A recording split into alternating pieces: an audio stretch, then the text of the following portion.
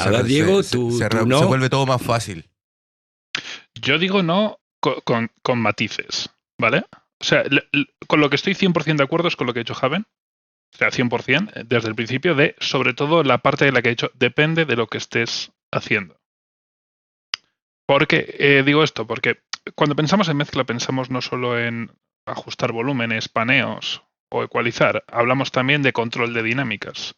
Y según qué cosas estés haciendo y con qué intención las estés haciendo, muchos de estos procesos de la mezcla no van a estar. Tú suponte que tienes que grabar, por ejemplo, como bien ha dicho Javen, a un cantautor, a él solo con su guitarra.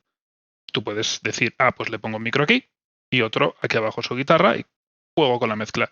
Pero, ¿y por qué no vas a poner un par de micros estéreo captando el ambiente? Según que tengas en esa mise en place, tienes que cocinar de una forma o de otra.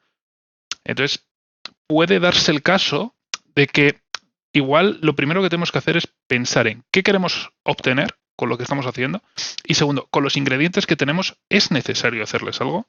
Porque podríamos decir que el sushi no es cocina porque está crudo. Y si Claro. es cocina. Exacto, ese es un ejemplo que iba a dar.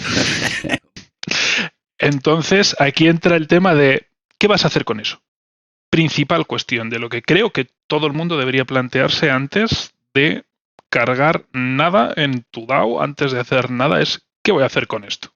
Claro, plantearte qué es lo que quieres que la persona que escuche la canción o el artista sienta.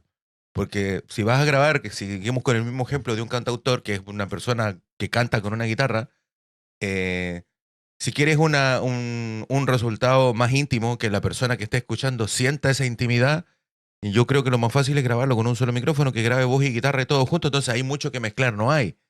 Pero si yo quiero que sienta más espacio, que sienta una tridimensionalidad, empiezo a sumar micrófonos y genero una reacción completamente diferente en el oyente.